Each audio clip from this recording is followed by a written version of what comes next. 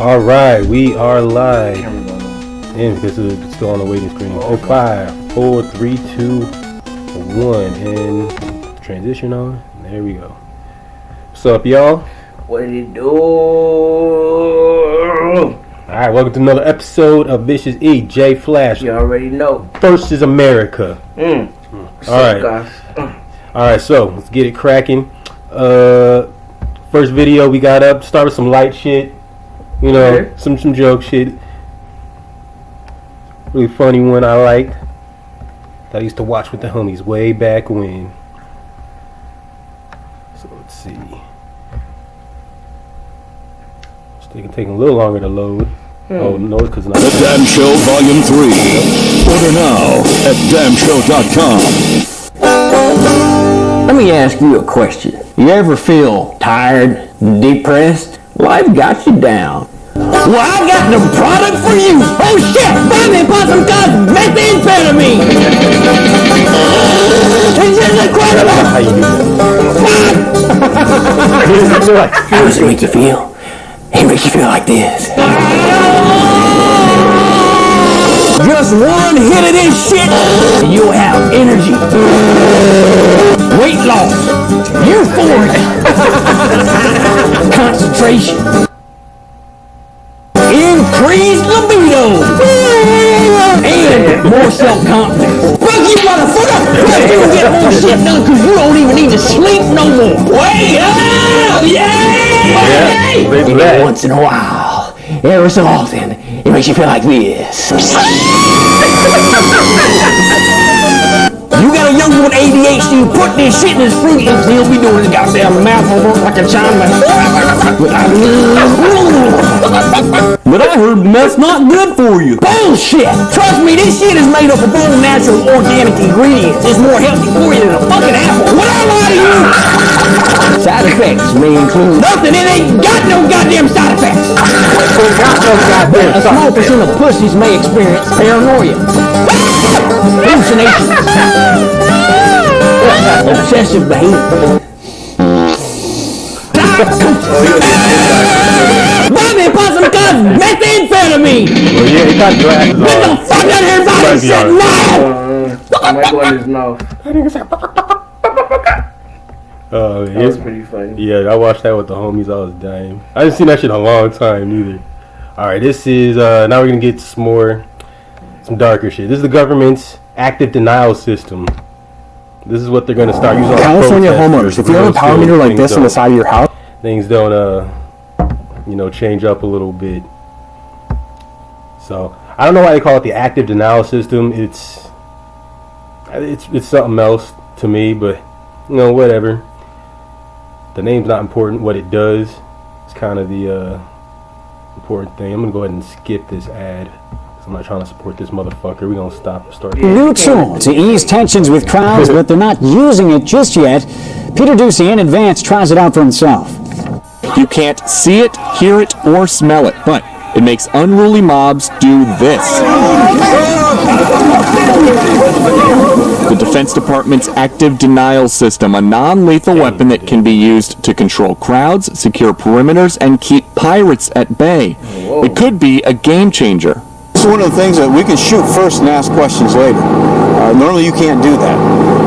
The military says the active denial system is not radioactive, it's not a microwave, and it's not a laser beam. It's instead a man-sized beam of millimeter waves that can be fired from up to 1,000 meters away that are designed to get the subject, whoever's standing on this X, really, really hot so that they move. Whoa. So it sounds like it's a kinetic wave that they're shooting. And it's about 50 degrees out here right now, but I just felt like it was about 1,000, and I've never been inside a tub that somebody dropped a hairdryer in, but right. I would imagine that's what it feels like. Would it freeze a shoot? After about 1.5 seconds, 1/64th of an inch of my skin was 130 degrees, but as soon as I stepped away, it was over. And the DOD says there aren't any lingering effects. There's no cancer risk, there's no risk to a fetus or reproductive capability, it's just heat. So but the DOD admits everybody kind of run away, huh? Like when they do the looting, they'll be like, "Oh, you guys want to loot? You guys want to loot? Okay, They don't stop that shit. Real quick. They don't drop it. They say, I was just protecting it. I was just protecting it. Handcuffed his ass. The looting about to stop. Everything about to stop. Yeah, I was just making sure no one else got the Jordans. Hey, store owner's gonna be like, "Oh, you wanna rob me?" They'll put the little beam out. They'll have guns and shit. Boom! They're like, ah! They're gonna drop all the stuff and run out and stuff. Like, it's crazy. It's a crazy technology weapon. Yeah, this system does have a drawback. We are propagating through the air. We are therefore relatively line of sight. And so we need to be line of sight with targets. A prototype costs $10 million, and there are no plans to deploy one anytime soon. At Marine Base Quantico in Virginia, Peter Ducey, Fox News. I thought he was going to say Dawson's Creek. He's like the guy from Dawson's Creek, huh? What was that? Something Van Dirk or something. I forgot the name. James Vanderbeek. He don't make movies no more, I don't think. Yeah, man. But that shit's crazy, bro. Fucking active denial system. All right. So let's move on to... move on to this right now. Let's give him spinning the truth and pushing false narratives. We'll take a look at this. She never prosecuted Steve Mnuchin, who is now the Secretary of the Treasury. Now, Steve Mnuchin was the head of One West Bank, and they're committing lots of crimes. A lot of crimes. How many, Jimmy? Well, the lawyers from Kamala Harris's office investigated, said they found 1,000 instances of criminality. And if they looked a little harder, they would probably find 1,000 more. Kamala Harris never prosecuted Steve Mnuchin, and she's never explained why she didn't do that. Ever. She did get a campaign donation. The only Democrat that Steve Mnuchin donated to was Kamala Harris. Of course that's who Joe Biden picked. Do you see we're being run by the most corrupt criminals that you could possibly imagine? Do you know that Joe Biden is not less corrupt than Donald Trump? Do you know that? I don't think you know that. Well, the difference between Biden and Trump on that count is all Biden got was like a union windbreaker. He didn't even make that much money.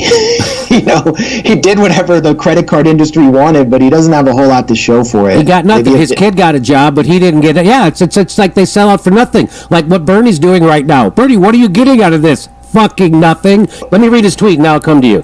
He says, congratulations to Kamala Harris, who will make history as our next vice president. She understands what it takes to stand up for working people, fight for health care for all, and take down the most corrupt administration in history. Let's get to work and win. Jimmy, read the tweet right underneath it. It says, hashtag from Mr. Phil, hashtag stay home November. Oh, man. This is why the progressive movement must move past Bernie. He has no solidarity with us. Wow. Well, I mean, and it's a false statement. She doesn't support health care for all. She signed on with Bernie's Medicare for all so she could be next to him in a press conference. And then when she was asked about it, she said, no, I wouldn't do anything to affect private insurance, when Don Lemon asked her on stage. So she was just a complete fraud about that. But I was going to say, if everyone in the Democratic Party elites want to blame Ralph Nader for getting George W. Bush elected, shouldn't they love Ralph Nader? Because George W. Bush just got a standing ovation from Democrats at John Lewis's funeral. So shouldn't they be happy that George W. Bush got elected? They love him. They love the fact, apparently, that he turned the large parts of the Middle East into smoldering ruin. They love the fact that he waged a war on science and prevented stem cell research from advancing. They love the fact that he flew over New Orleans in a 747 when the city was underwater and did nothing. They love the fact that he gave one of the largest tax cuts to the rich and wasted the Social Security surplus. They love the fact that he gave us Dick Cheney and the neocons, and we're still fighting this war in Afghanistan. If they love that so much and it's all Ralph Nader's fault, shouldn't they thank Ralph Nader? I always thank him for the torture program. I love the torture program. When they pulpified the legs of Afghan taxi drivers. And then the only people who went to jail were the low-level grunts who did it. Actually, the only person who went to jail for the CIA torture program under Bush was John Kiriakou because he blew the whistle on it. That's how we do it in America, baby. You know that. The criminals don't go to jail. It's the people who tell us. So it's my theory that the United States, we're one large nation, we're adult children of alcoholics. That's our personality. And as a country, we don't get angry at the people who are hurting us and the criminals who are stealing from us and having our kids be killed and killing other people while they steal from us and line their pockets. We don't get angry at them. We don't get angry at Dick Cheney or George Bush or Barack Obama or Joe Biden or Bill Clinton. Who do we get angry at? We get angry at the people who tell us that they're committing war crimes. We don't get mad at the people who are doing war crimes. We get angry at the people who tell us. That is the classic symptom of adult children of alcoholics, and that's what we are as a nation, and that's why we're a failed state right now. Like, people don't understand. The United States is a failed state. What do you call a country where 80% of the workers live paycheck to paycheck, 80 million people have underinsured or no health care, 45,000 people a year die because they don't have health care, hundreds of thousands go bankrupt just because they get sick? This is a failed fucking state. And that's why, you see Bernie or anybody, they're cheering electoral politics. It's so ridiculous.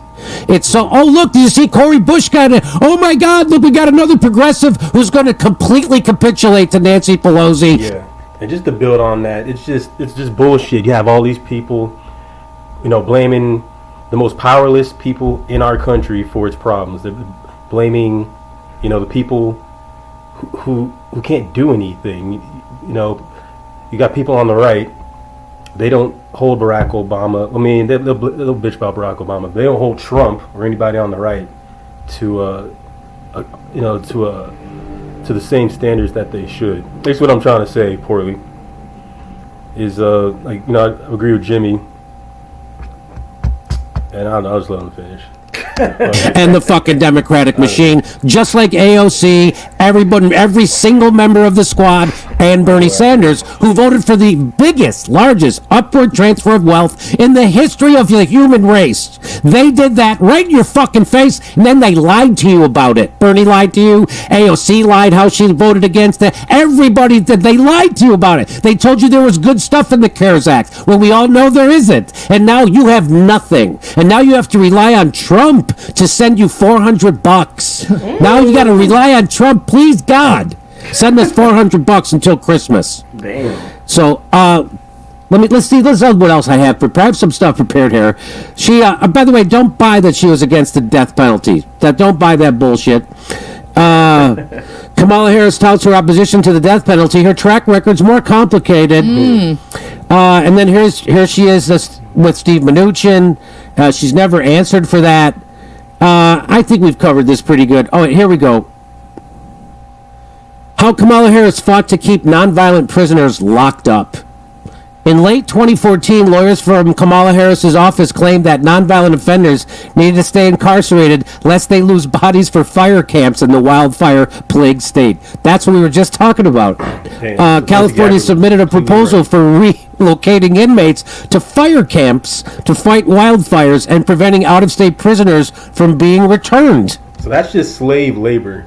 When you're getting prisoners to fight your wildfires and you're fighting to keep them in, even when they've already done their time or they're innocent, that's slavery. And we have more slaves today than we had during the 1800s when slavery was legal. We have more slaves today than we had before the fucking Civil War. So you're telling me they're not letting them come back even though their time is up? I know Kamala Harris wasn't letting them come back. Damn. That's what I'm saying. Damn. And now she's running for vice president. Y'all want her to be vice president? Some people do. Damn, okay. Some really, I guess, confused people do. Well, let's carry on with this. All right. Harris has been criticized on multiple occasions for fighting to keep people, including innocent ones, in prison. In the case of Daniel Larson, an ex-felon sentenced to 27 years to life under California's 3 strikes law, Kamala Harris argued that even if Danny was innocent, his conviction should not be reversed because he waited too long to file his petition. Okay, so according to the California Innocence Project, which took Larson's case. So there you go. That's who she is. That's who she's always been. That's who Joe Biden is. It makes perfect sense if you look at it from that end. But if you look at it from an electoral politics, it's just like Hillary Clinton picking Tim Kaine. It does absolutely nothing to get a vote. Nothing. What do you think it does? Go ahead. Hillary would have wanted to win Virginia, so arguably Kane did more. Although, like, I don't know about his harmonica skills. He's kind of he's just such a pathetic. She picked somebody to her right. Tim Kaine was wasn't he anti-abortion, anti-union, anti-worker? She picked new fucking Gingrich. Yeah, he won election in Virginia before the state really started swinging left, before there was this big shift, which was essentially a demographic shift. And so he has a lot of right-wing positions, including on abortion, which weren't a problem because she picked him. Planned Parenthood didn't really say anything about that. I don't remember. No. But whatever. That's in the past. This is now, and it was so depressing from the beginning, after Biden basically slept his way to the nomination, that he announced that he was going to pick not a woman for vice president. That was such a lie that he said he was going to pick a woman as vice president. He was going to pick a woman who was a prosecutor. Because who were his top three choices? It was Kamala, Gretchen Whitmer, and Amy Klobuchar. And, until Klobuchar, faced the fact that she had presided over this complete catastrophe in Minneapolis, which blew up with the murder of George Floyd. Right. Yeah. But it was like, you can't, she's not... Basically let George Floyd's killer kill him. Because he shouldn't have been a cop. Yeah. But it's all thanks to Amy Klobuchar. Yeah. That, foolish bitch running for president. Yeah, there's videos all through Instagram. I guess he was, before he was booty faced, but then he was walking through Walmart and just shopping regular, and a customer, I guess the worker, seen him, and the guy that killed George Floyd. Oh, yeah. And she seen him, and she's like, "You're not supposed to be in this store." She's like, "Everybody, this is the guy," or he was one of the guys that hold down George Floyd and killed him. But she was like, you're not supposed to be in here. You're not supposed to be nowhere near people, anything. He's like, well, I'm just getting my stuff and I'm gonna leave. He was like, no, you don't need to be here. And she's like, just drop everything and leave. And I guess he was like, I think when people don't have no place to go, they get a boat and they stay on a boat. Now, that's if it's on some real shit. That's what I would do if I'm trying to roll away from the world or get away from the world. I would go on the boat and stay on the ocean. Far away from everybody. Nobody doesn't know where I'm at. I'm in the middle of the water. People are scared of the water right now because they've seen all these creatures. But it's just crazy. Like, yeah. So basically, Amy Klobuchar, she was being considered to be Joe Biden's pick, but she fucked that up. And I forget the name of the guy who killed George Floyd. Fuck his name. Yeah. Actually looking at the entire field of women and judging them based on merit. It's just, who is going to be the person that will represent the biggest insult to anyone who remotely supported Bernie Sanders? And who will push Bernie Sanders in the position of endorsing that person to demoralize whatever movement there was to put pressure on the Democratic Party? It's and in the middle of a pandemic, with the unemployment rate pushing above 15%, with people about to be thrown out of their houses, with a proposal to pay Americans of just a measly $2,000 a month languishing in the Senate because the Democrats won't do anything with that proposal. This is the person we get. And it's just one insult after another, to the point where I don't want to spread cynicism, but I don't know what else to say about this. I mean, Joe Biden already on his own is just such an insult. This is someone who basically won South Carolina because Jim Clyburn, who's like this, local machine politician and a tool of big pharma, shepherded people to the polls to vote for him. And that was it. So here we are. And, we haven't even talked about the insults that have been taking place, the kind of anti-democratic practices, and I'm sure you've talked about this on other episodes, within the DNC, where the delegates, many of whom are corporate lobbyists, who approve the campaign platform plank, are taking the popular will of the Democratic Party constituents and rejecting it, especially on issues like Israel-Palestine, where Biden personally intervened in the platform debate to prevent the word occupation from being mentioned. And this also speaks to who Kamala Harris is. Yeah, so that's one reoccurring theme you're always going to see. with these fucked up politicians. They're always going to defend Israel and the nation of Israel, no matter what, and they're always going to dismiss the Palestinians. Usually as terrorists, but when they're the victims, they'll just, defend Israel. And there's a lot of reasons for that. It gets deep. We'll find another video on that. But episode 20 or something. Right. No, I'm just telling you, just watch out for that thing. Whenever these fucking politicians mention Israel, it's always going to be speaking good highly about. Yeah, even Bernie Sanders. I think he has a way better view of the conflict than most politicians, but Yeah, over there in West Hollywood, they love them some Bernie. I remember I was driving down and they love them some Bernie over there, bro, in West Hollywood. Yeah, no, everyone. Most people in California love Bernie. Yeah, I think he barely won California. Yeah, but over there, I'm talking about they have his pictures. They have walls. They have his pictures on the walls. Him in the stores. I was like, okay, dude. So he's literally, him and Tulsi were like the only decent politicians we had, more or less. And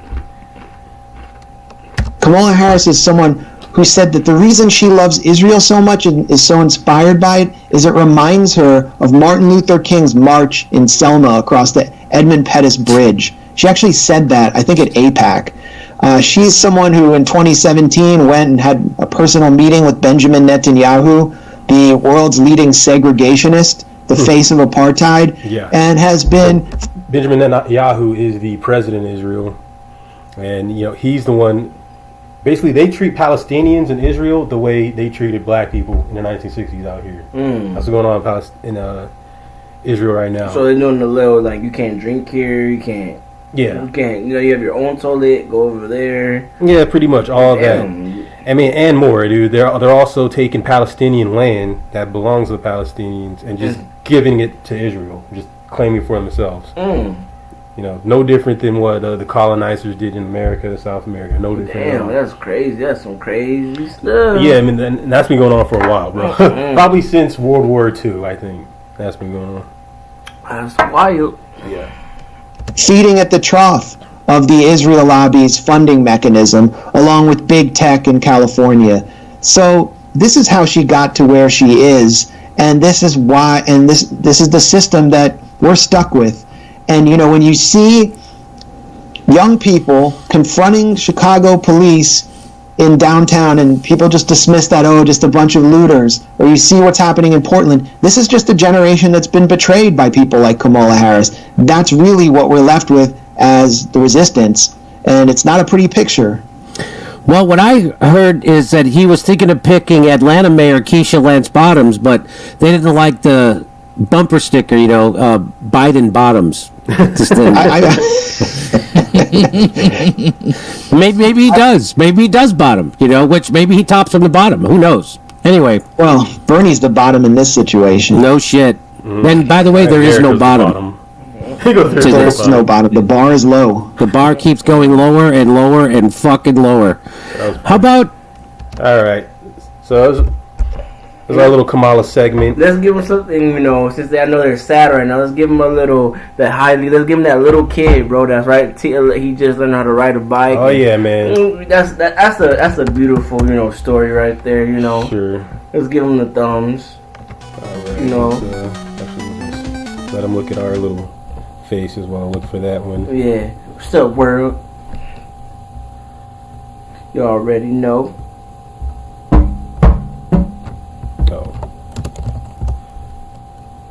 See if we can find that inspirational video. Yeah, little kids, Trying to see, can't find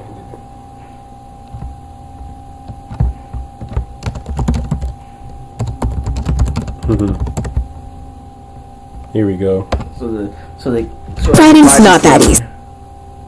As they do it, so everybody can, see this inspiration, This is a good kid, though. I like this kid, All right. This kid, Let's get good stuff. I feel. Do you feel alive? I feel happy of myself. I feel happy of myself too. You just learned how to ride a bike. What do you got? Any words of wisdom? What about for all the other kids trying to learn how to ride their bike? Can you say anything to them?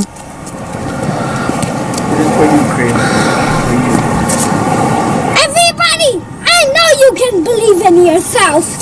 If you believe in yourself, you will know how to ride a bike. If you don't, you just keep practicing. You will get the hang of it, I know it.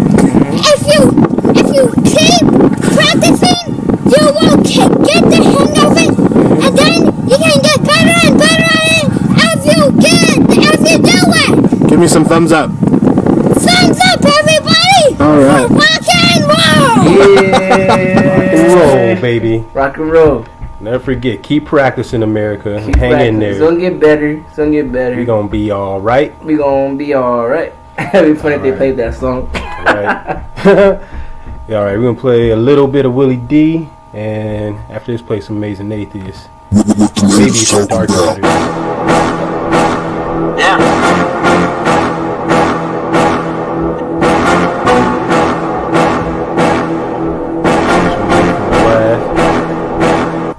What's up, family? Video has emerged from a December 14, 2018 incident of the police in Key West, Florida, arresting an 8-year-old boy who attended Gerald Adams Elementary School. Backstory. The kid, his substitute teacher says, was acting up. He did not want to sit properly on his lunch bench. So you know it's going down. So she called the cops? This is totally egregious. Big time crime. So the teacher, who was a substitute, did not know that the boy had a special education plan in place to assist him with his disabilities. So she forcibly removed the kid, and when the kid acted out and hit her, she called the police and escalated the situation. Prayer. Alright, man. I'm Officer Wade. So you know where you're going? Okay. To jail. You're going into jail. So you need to stand up and put your hands behind your back. Well, first what I want you to do is put your hands right here. Alright?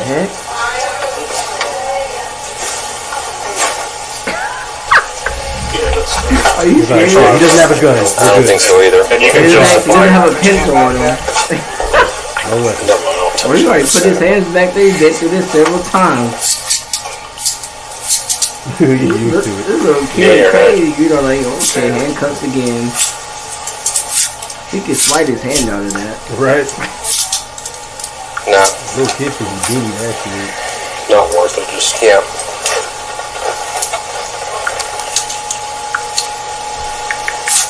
Is he trying to Instagram this or what? Like, damn, they don't make these in small? Hands are too small. Okay. What's this, your Keep your hands first kid you like arrested? this. Okay? Let's just When you take it off. use the zip. Somebody got some tape? Some duct tape? Come on. Follow this officer. Huh? He How just about they left. just put him in the car? He just The left. little kid is crying. Yeah, how about they just put him in the car? This little kid's gonna hate cops for the rest of his life. Oh my god. What the cops do to these little kids? And they wonder why people hate cops. Or they come back to school with a gun. So basically arrested some special ed kid.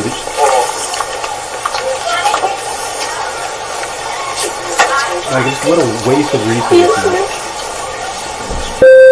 You understand this is very serious, okay? Yeah, this is very serious. You squiggled in this I hate that you put me in this position that I have to do this. Right in the face. Alright? You could have killed The thing about it is you made a mistake. Now it's time to learn from it and grow from it, right? Not repeat the same mistake again. In prison. Okay? Alright? Alright. Bust your cheeks. We're gonna pretend like we don't hear. You can't treat me any different. I'm sorry. Why did they call his parents? Now, they're saying that the substitute teacher did not know that the kid had a plan in place. But even if she didn't know. She's not supposed to be grabbing on the kid and trying to forcibly remove him because he don't want to sit properly I remember a teacher did that to me on a damn lunch bench. He was acting in self-defense. Family, this country is too militarized. The police, we're living in a police state. They want to take everybody to jail. They tried to put the cuffs on the kid, but the cuffs slipped off because his wrists were too small. The police came in and told the kid, you know where you're going, right? You know where you're going? You're going to jail. Like they was getting off on it. And then one of the cops was like, you know, I hate that you put me in this situation. He didn't put your dumb ass in that situation. The police, the substitute teacher put you in that situation. And beyond that, you put yourself in that situation because you did not have to take the kid to jail. You could have assessed the situation and been like, you know what? There's no threat here. Talk to the kid, and the kid would calm down because from what I saw, cops came to the door. The whole time the kid was interacting with the police, he was compliant. I was listening, but mannerable. So perhaps when he saw the police, he saw the severity of the situation, and he calmed down. In any event, the police had enough influence to keep the kid calm and just say, okay, give him a warning, and then go on about their business. But they chose to arrest him. Probably because like, well, he's those dirty bastards want to lock everybody up. And they get off on instilling fear in these children. Something got to give, fam. I mean, they do, the kid is 8 years old. He's been charged with felony battery. A boy, they did a boy at the mall. Felony battery. Do you know? And he was cussing all the cops out. If they would have been giving out those type of charges, in the story, and they're just cussing him. The little boy was cussing him out, and I don't know what he was doing, but I know at the end of the video, he was like, "I paid for all y'all," and he put out a stack like this, and I was like, "He's like, y'all ain't gonna stop me from making my money." So we gotta watch. I seen a few. I seen one with a little girl. I think she had mental problems, but she was a bigger black girl. And this fucking super cop comes, tries to arrest her, tackles her to the floor and shit, wrestling with her. It's fucking stupid. I seen another one, 2 cops, some little kids is on his bike. They're freaking like trying to arrest him and shit. His homie comes and gets his bike. They're all struggling to keep him down. I'm like, some kid can't be no older than 12. So you know, I'm like. And I don't think none of them kids were doing nothing that bad. UTP and houses, we gotta tackle this kid. Exactly, man. When I was coming up, the whole damn school would have been in prison, would have been in juvie. Felony battery. Come on, fam. If I'm the parent, I'm suing everybody. That's right. Starting with the substitute teacher. Whatever little money she make, I'm taking it. Yeah, sure. I'm getting the school. I'm getting the teacher. I'm getting the police department, the insurance. I'm getting the regular teacher for not being there. Yep. I'm suing everybody. Where the fuck was the principal at? Yeah, I'm suing the lunch, the cafeteria people for not helping. I'm suing everybody. Sue the classmates. The janitor, if you walk by, just sat there, looked at it, I'm suing him too. I'm just playing. Don't sue the classmates. That's the only thing America really respects, fam, is money and blood. That's it. Money and blood. So I wouldn't let that slide. If I'm the parents, I'm not letting that slide.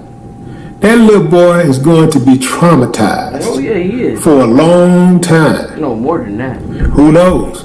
May even grow up to hate police officers. Oh yes, he will. And decide that he want to get a little payback. Oh. And decide to down a cop who had nothing to do with it. You did? See these dirty cops, these low down, incompetent cops, they make it hard for the cops who do claim to be good. claim to be good. They make it hard for the cops who do try to at least adhere to the oath that they took. It's a cold game, man. The police officers, these so-called resource officers, they got to go. Their asses should have never been brought into the schools in the first place. They cause more harm than good. They need to go. If a kid comes to school and the kid is just out of control, he can't maintain, you get him, you put him out of school until he get right. You put it on the parents. It worked in the past, it can work now. But there has to be consistency. You can't be afraid to put a kid out of school because you're afraid that your numbers are going to go down and you're not going to get funded. If a kid cannot obey the rules and cannot act civilized in the classroom, then you put them out of the classroom. But you don't throw the kids away. Taking these kids to jail, putting handcuffs on them, trying to instill fear in them, is counterproductive to raising healthy children. That's what it comes down to. But you know what? They know that. No more talk. Hashtag defund the pigs. So yeah. It's America for you, man. Land of the free. Home of the brave. Home of the brave. America, America. I'm just waiting for the aliens to come down. You are? I know they're going to come down soon. Well, I mean, they can't be any worse than the leaders we got now. So maybe we'll be better under their rule. Yeah, maybe. Let me see. This is a funny little video I was watching yesterday. This is one of the amazing atheists' earlier videos, even though this doesn't look like the one that I was watching. Oh, okay, this isn't it. Why did you go in your history? That's what I was gonna watch, but then I found this video and I like this one better. Alright. This is TJ, the amazing atheist, smart dude.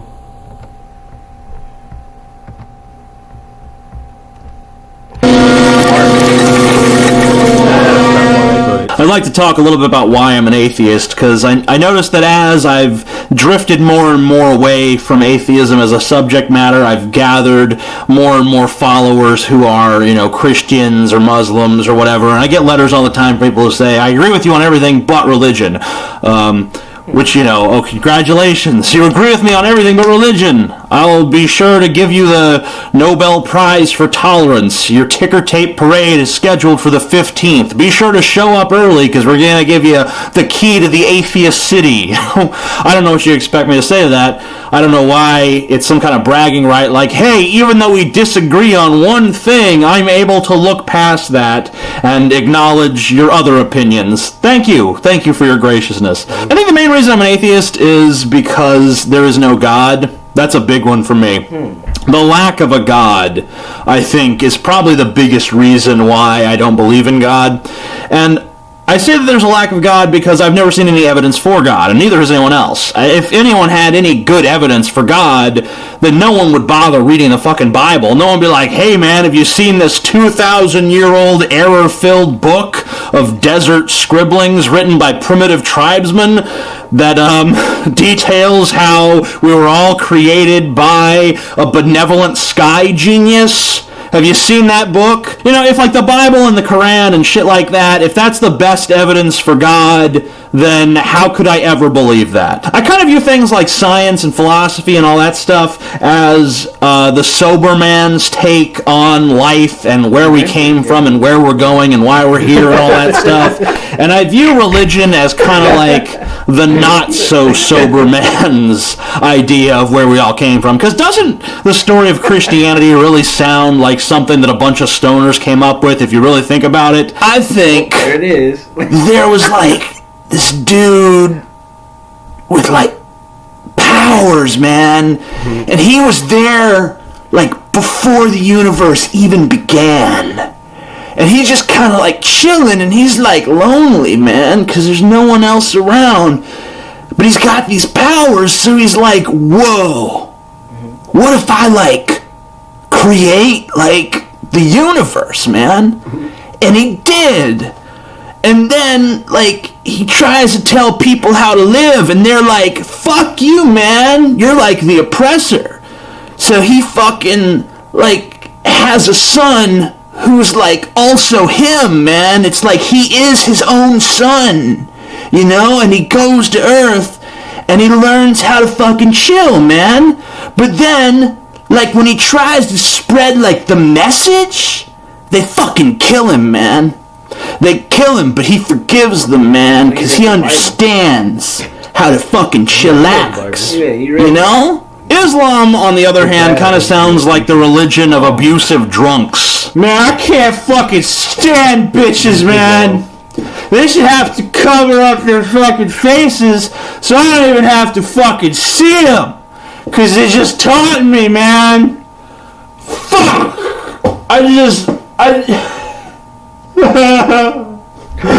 One of these days, man, I'm gonna fucking have like 72 bitches in the sky. And I'm gonna get laid all the When you die in Islam, you get 70 virgins. Yeah. They've heard that. time because I'm righteous and you're all assholes. And people say, oh, atheism doesn't have any answers. You know, Christianity has answers, Islam has answers, Wicca has answers, Buddhism has answers, all these things have answers, but atheism doesn't have any answers. Yeah, all the wrong answers. Well, you're right, atheism doesn't have any answers, and that's good. Atheism doesn't give you some bullshit answer. If you want an answer, you're going to have to go find the real answer, which is what we've done in so many ways. Oh, I see, we're the culmination of billions of years of natural selection by the means of random genetic mutation. Wow. Doesn't sound quite as spiffy as we were created by the magic guy in the sky, but it kind of makes a little bit more sense if you actually have the patience to read about it. I think it makes a lot more sense to show how humanity evolved gradually over billions of years than it does to just shrug and say, must have been magic! And a lot of times religious people will say to me things like, well, you know, absence of evidence is not evidence of absence. Ooh, so profound. I can apply that to any random nonsense. I could tell you, like, I can shoot lasers from my eyes. And you'd be like, well, can I see you do it? I'd be like, no! I can only do it when no one's looking.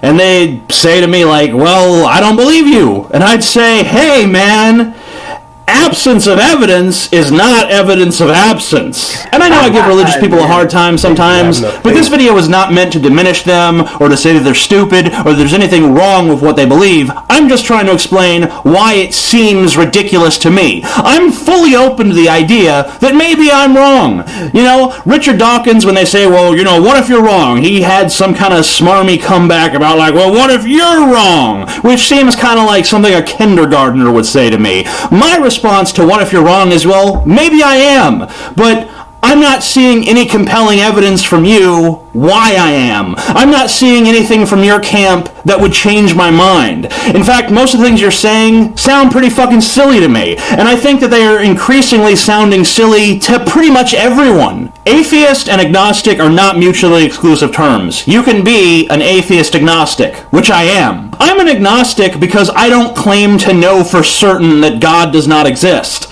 but I'm an atheist because I don't believe that he does. Just like I'm an agnostic when it comes to Santa Claus. I cannot really definitively prove that Santa Claus does not exist, but I still don't fucking believe in him. I think the chances of him existing are so small, and there's no evidence to support the fact that he does exist. So why would I believe it? Why would I believe anything in the absence of any evidence to support it? And usually what it boils down to is faith. And how can I really argue with faith? I can say that I don't think faith is a very valid tool for arriving at the truth about the world, but they're just going to say, well, I have faith in my faith. What faith really amounts to is, I believe it because I believe it. And there's really no arguing with that. They're basically saying, it's my personal choice to believe what I want to believe, and this is what I've chosen to do. At that point, what I say to you is, well, that's your choice. You're free to think that way. I will not try to stop you. But if you try to impose even one moral on me based on your faith, then I will fuck your shit up. I will not let you impose your religion on me. I will not have you come to me and say, oh, well, you can't buy liquor on Sunday because we're religious. No, you can't buy liquor on Sunday because you're religious. I am not religious. I will buy as much liquor on fucking Sunday as I goddamn well please. And you will not pass a law that says I can't. And you will not tell a woman who wants an abortion that she can't have one because your version of your religion says that she can't. And if you don't like it, tough shit. Your religion is your religion. Deciding that you want to live by your own beliefs is absolutely your right. Deciding that other people should live by your beliefs is fucking horse shit, and it will not be tolerated. At least not by me. Yeah, so how I feel about that is, I'm just saying, I believe in God, but there is no really proof about the situation, there really is not no proof, but there's a book, and I feel like there's a God, and it's just kind of like, don't try to put my mom did this to me. I love my mom. I love how she raised her into us boys, how she how she did it, but I didn't like the fact that how I was young and she pushed me to go to church every Sunday. Don't do that. That's one thing you don't do. Let your kids say, Mom, I want to go to church, or Dad, I want to go to church, or can we go to church one day? Do not ever, don't push that shit on your kids, dude, because at the end of the day, it's gonna make them not like church, not believe in the Bible, God forbid. But it's just crazy. Don't do that. It seems to work out like that a lot. A lot of people who aren't raised religious and like their parents they're either atheists or they don't care, they end up becoming religious because they didn't grow up in that environment. It wasn't pushed on them, so it looks real magical and amazing and endearing to them. And like when you just kind of push it on somebody, I was raised Christian for a while. My parents took me to church and all that, just as much as probably any other Christian parent did. Yeah, we were deacons at one time. Yeah, we were deacons, and I totally believed it probably till I was 18, probably when I, was like, yeah, this is kind of bullshit. Like, what am I doing? And yeah, I realized, I don't think magic is real. At about 18, and it's all like how you want to see it. It comes in different, designs. And the way I look at it is the world's real complex. And each person at any given time, we're only looking at a very small part of it. So lots of things look miraculous when they're really not. Mostly things look miraculous because these things have been here for a long time. There's a reason a chameleon can blend in with its surroundings. Lizards and reptiles are really good at that. Camouflage and all that. And you get enough mutations, you'll end up with a chameleon. Apes are really smart and really dexterous. You give an ape enough time, you're going to end up with a human. Okay, especially if you put an ape in a cave, it's going to lose its fur. And one or two mutations later, it's got vocal cords and it's speaking and shit. Look, the emoji. Right, so these things sound a lot more plausible and more possible than, a wizard decided to just zap a man and pull its rib out, and that rib became a woman. That seems a little less likely. Well, a fuck of a lot less likely to me. So, just use our thinking caps. That's all we're saying. All right, let's move on to the next thing here. Maybe some SCP shit. Yeah, let's try some SCP shit. So we're gonna watch. Let me see. I wrote out SP-280 and 1472. So let's do 280. I think 280 is the old man. should be interesting.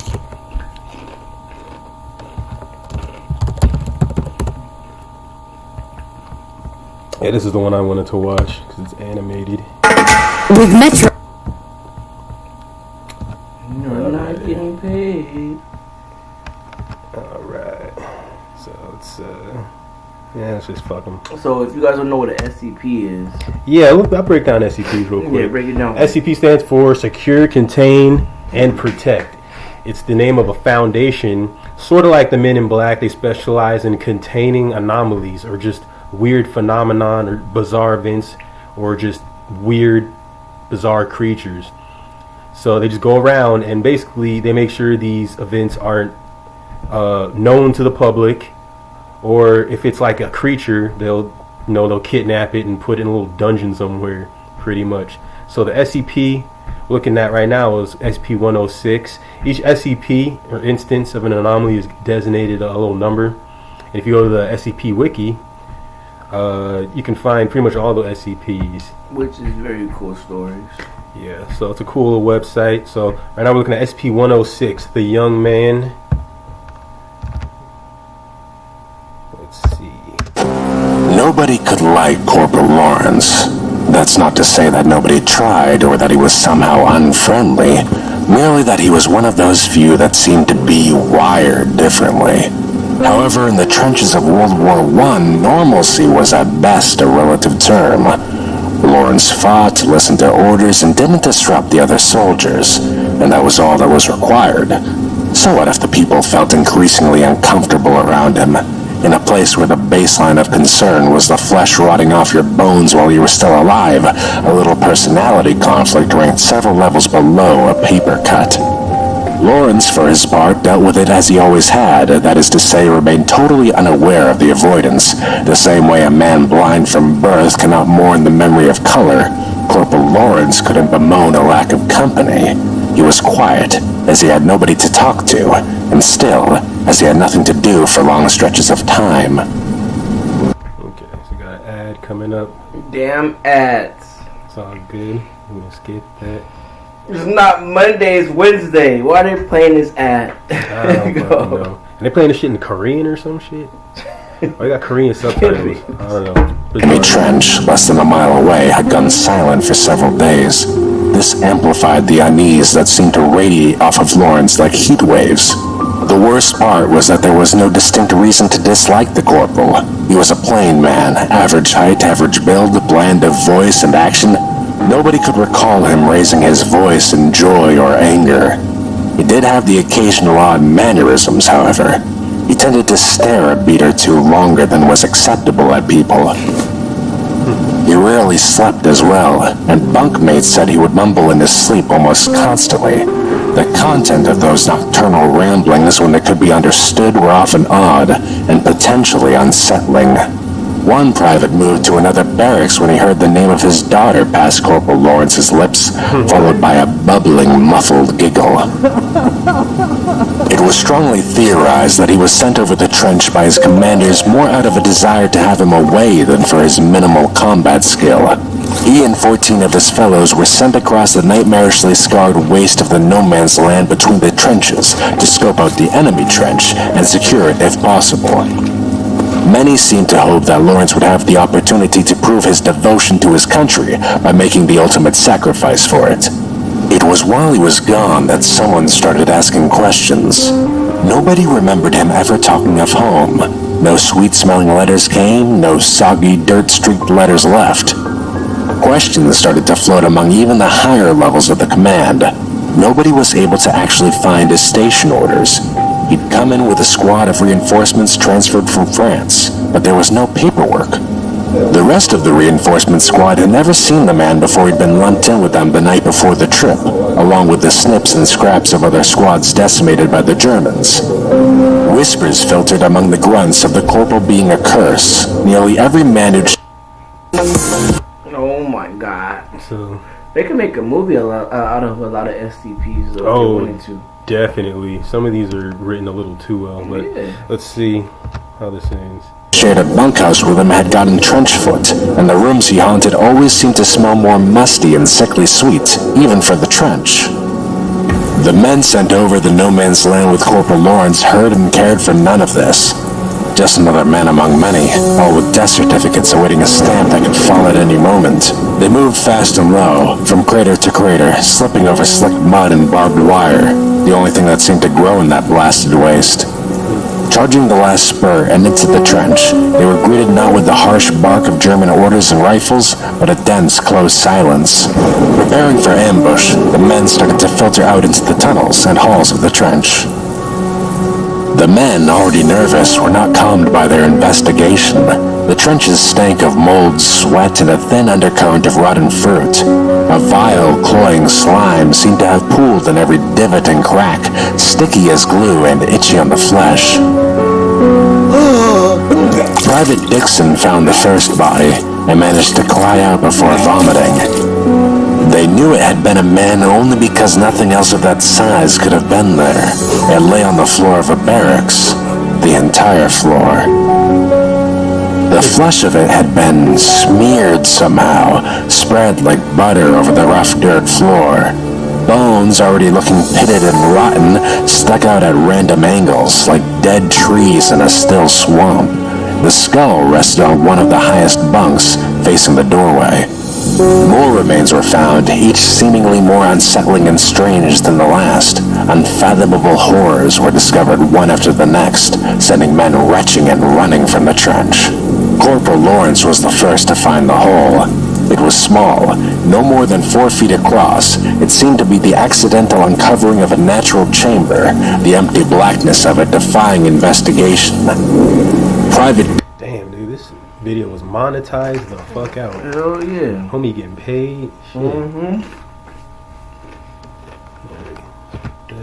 Dixon, recovered and blessedly numb from his previous ordeals, saw the corporal prod the edge with his boot, then crouch to peer in, then suddenly slide in head first before the private could so much as utter a shout of question. When questioned later, he could provide little illumination as to what happened over the 2 minutes Corporal Lawrence spent in the hole. He could see nothing. The light of a torch seemingly gobbled up a few feet into that dense blackness. There were sounds, the rustle of movement over loose stone or rubble, an odd liquid shifting, a dry rustle that made him think of insect husks. As he shouted for aid, there was a sudden upwelling of a repulsive stench, and his fellow soldiers found him retching helplessly beside the hole when they came around the turn. It was as they rushed to Private Dixon's aid that the hand emerged from the hole. They stopped and raised rifles as one body, roaring for the owner of that pale, trembling hand to identify himself. As they watched, another hand joined the first, followed by the pale, shivering head of Corporal Lawrence.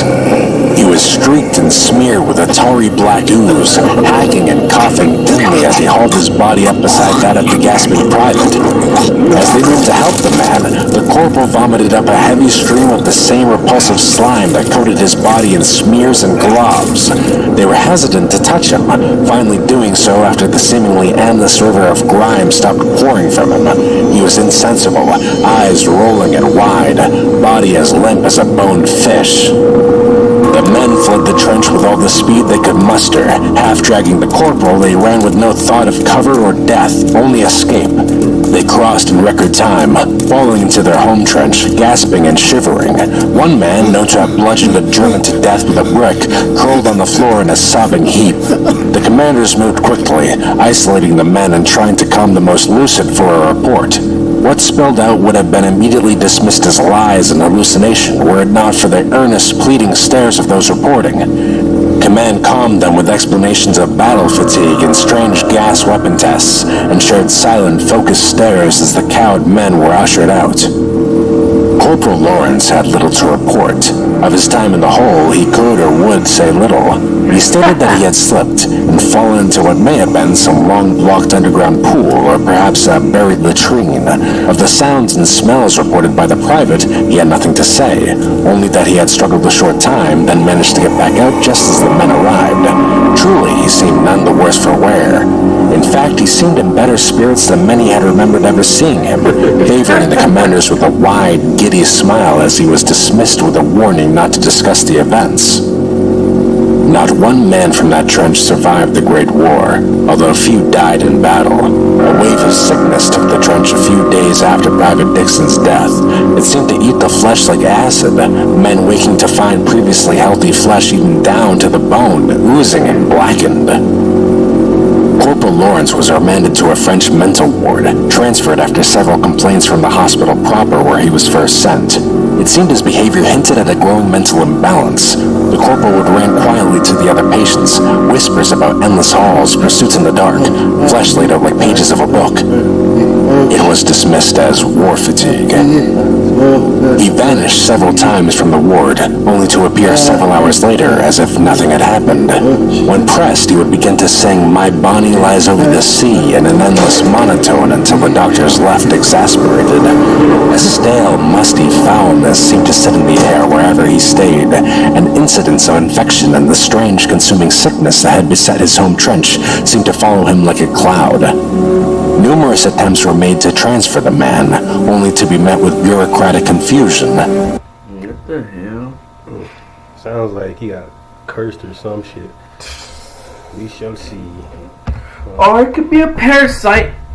The man, no entry papers, commendations, or incidents, not even a birth certificate. Through it all, he sat for hours on end, cross-legged on his bed, occasionally humming tunelessly or rambling off the names of his wardmates between short, bubbling giggles. Corporal Lawrence and 18 men vanished one November night between a 5-minute nurse rotation at 3 in the morning. The room reeked of rust, oil, mold, and sweet rot.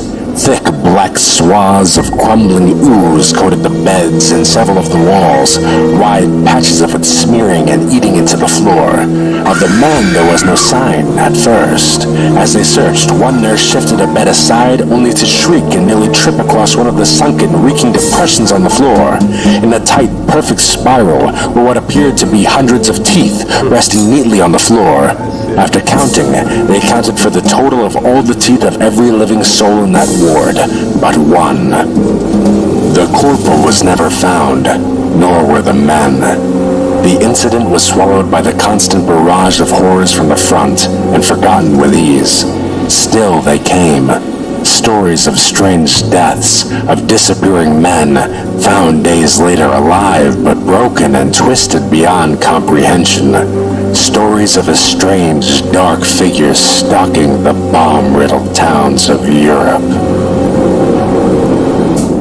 Damn. That's deep. Yeah. So that sounded more like the origin story of SP-106. What time is it, bro? 2:43. So we want to wrap this up? Yeah. Okay. Yeah. We can do that. We can do another one later. Episode 4. All right, man. Give a little episode 4. Well, yeah, we had a lot of fun today. Yes, yes. Ranked on Kamala Harris and the pigs, and listened to some cool, scary stories and shit. And learned a lot about meth. Oh yeah, you know. So all right, tune in next time, kids. Peace out, y'all. Peace out.